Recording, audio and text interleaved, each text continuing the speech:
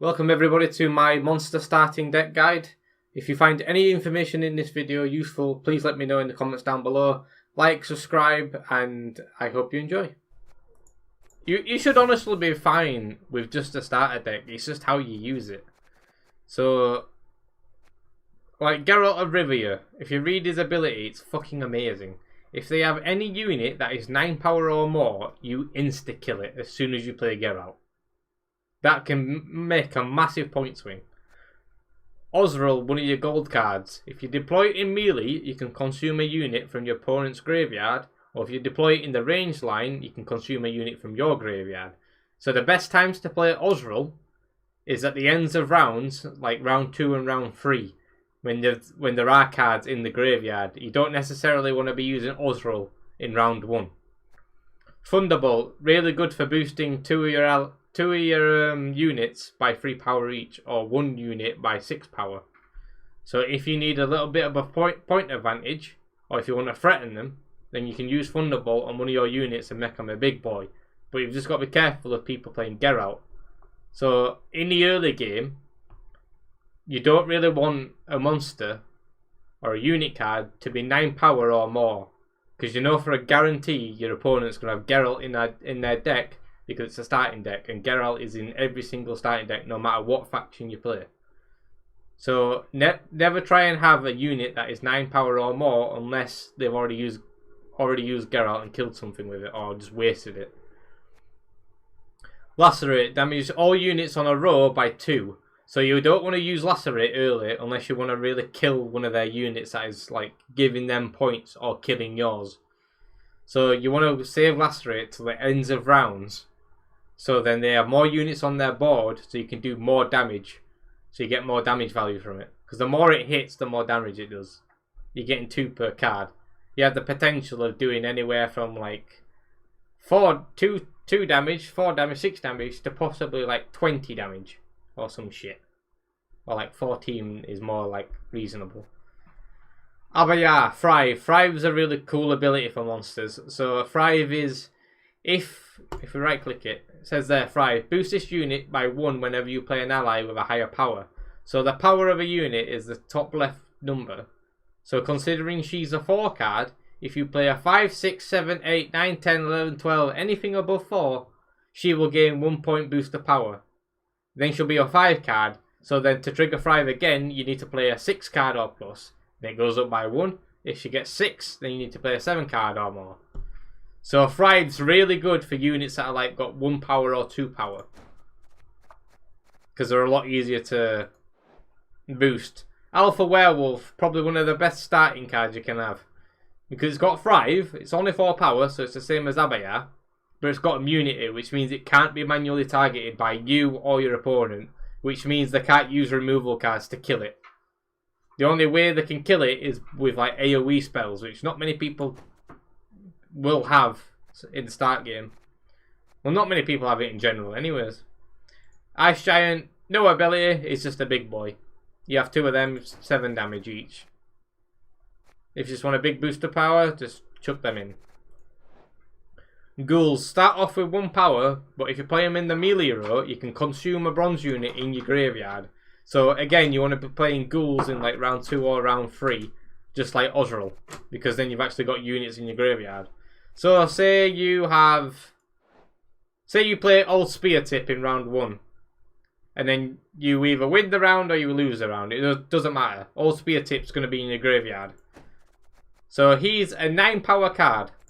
You then play Ghoul in your second round. All of a sudden, you eat Old Spear Tip, consume it, and you're now a 10 power Ghoul. Ghoul has a potential of being great for points, or it can be really shit. It's whatever you want or whatever you need. Thunder does 5 damage to any unit, even your own. So if you've got a unit with Death Wish, which means if it gets killed, that ability triggers. So if you really want to trigger your own Death Wish ability, you can use Thunder on yourself. Kill your card and trigger its ability. Or basically, you can just kill any of their units that's got 5 power or less instantly. It's a really good card, is that. It's basic, but it's really good. Harmony, basic bitch. you just deploy, which basically just means play from your hand. You consume an allied unit. Consuming, you get the points of that unit that's been consumed. So if you consume a unit that's got 4 power, you'll be 9 power afterwards because it's 5 plus 4. Wild Hunt Rider. So deploy means when you play. Dominance is when you've got the highest card on the battlefield, which it says here in the black text. So if you're going first and you have a Wild Hunt Rider in your hand and you only have one of them, you've got to bear that in mind. That's important. You've only got one of them, so what you want to do is play Wild Hunt Rider first on your very first turn, and then all of a sudden he'll summon his little buddy, which is another Wild Hunt Rider, and you've started the first turn off with 6 damage on the board between 2 units. There's a lot of cards in Gwent like that where you can play one and summon the other, or multiple of them. Harpy Egg. So what I said about Thunderer, where you can damage a unit by 5.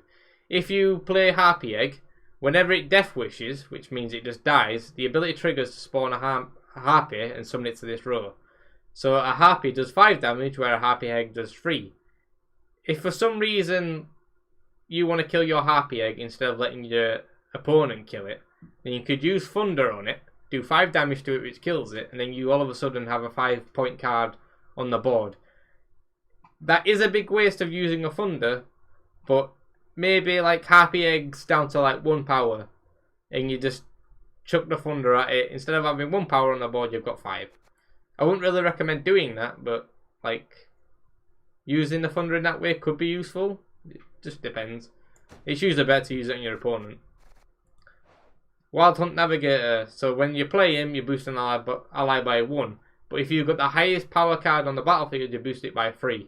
So you only really want to be using these if you've got the highest card on the board, which can be done with like Old Spear Tip, a Nosril combo by consuming a big card in your graveyard, just summoning an Ice Giant straight up, 7 power. Not a lot of cards that aren't monsters have like 7 power or more. That are also bronze. Like that's a bronze card because it has no like gold trim to it. Archboar. So whenever you play it, you do 2 damage to a random enemy unit. If there's only one random enemy unit, then it'll just hit that, which is a really good way of using Archboar. So if your enemy goes first, plays their card, and for whatever reason it has 2 power, you then play Archboar. When it deploys, it'll do 2 damage to that card because it's the only card on the enemy board, and it'll just kill it. And then if it dies, repeat the deploy ability, which means it'll do 2 damage again randomly unless it's been locked. Locked's a mechanic where you basically mute a card so the ability doesn't work, unless it gets purified or unlocked, which I don't think you'll come across at all. I rarely come across it. And then Neckers, these are like basic bitch 5 cards. So you only want one of these in your hand at any time, because when you deploy it, it spawns a base copy of the same card and summons it to the row. So much like the Wild Hunt Riders, which is this guy, you only want one of these in your hand at any time, because when you play one, it summons the other from your deck, not your hand. So if you can avoid it, then it's recommended to do that. So, like, when you're discarding cards at the start of a round, if you've got 2 Neckers, you can always discard one of them for free. It goes back into your deck, and you can summon it out once you play it for free. Same with Wild Hunt Rider. If you have 2 in your hand, discard one of them. It's an easy mulligan. So, for like starting rounds off, you want... The best way to play it, I'd say you want Neckers out first, because they're the lowest power card you've got, but they've also got Thrive. So every single card you play after that will give this a point boost. So you play 1 card, it'll go up to 2. So say you play Archboar, that's got 2 power. This will go... Both Neckers will be on the board and they'll go up to 2 power. Which obviously then means you need something with 3 power to boost it. You've got Navigators, you've got Wild Hunt Riders, and that'll boost you up to 3 power. You don't have any 4 power cards, so your next best thing is a Harpy, which gives you 5 power. Then it'll go. Then your Neckers will be 4 power each, and so on and so forth. It just keeps going up. That's one nice thing about monster cards. If you play your lowest power cards first that have Thrive, they can always get boosted and keep giving you more points the longer the rounds go on if you've got stronger cards to pile on that Thrive with. It's like my Harmony deck. The deck I've just been playing with, them green women, they have an ability called Harmony. Harmony is very similar to Thrive. Instead of it being based on power, it goes by like whatever the type of card is. So see how this is a vampire? If I say have a Dryad Fledgling which has Harmony on the board, that's a Dryad. If I then play a vampire, my Harmony will trigger and go up by 1 point. So all of a sudden my Dryad Fledgling, which has 4 power, now has 5 power. And then I move along and I play Osril, which is a Necrophage, which is a different type of card compared to the other two. So then Harmony triggers again. So Thrive and Harmony are very similar.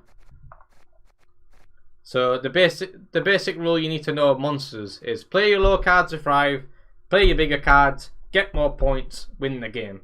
That's basically it. And you have a lot of cards that can give you power or remove their power. So you've got 2 Thunders, so that's 10 damage you can do to your opponent. You also have Lacerate, which I said earlier can do anywhere from like 2 to 14 damage, depending on how many cards they have. Usually you want to keep Lacerate until your last very card of the round, your very last card of the round. So then you get more value and you can guarantee you win that round if you do the math properly.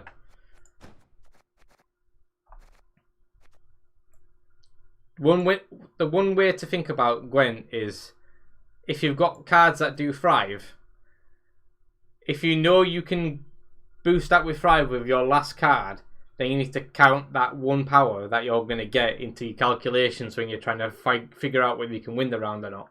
If you can't, then you just pass and you keep a card, rather than just throwing it on the board and thinking, oh, let's just see if this works or not. You want to try and do the maths first. And if it doesn't work, then you just pass, you keep the card, you use it next round.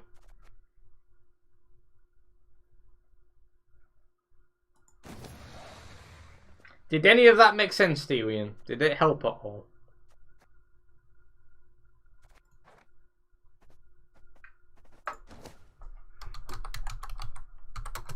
And of course, remember your fucking leader ability, Force of Nature, gives 8 power to any card in your fucking hand. It's so strong, is that Force of Nature ability.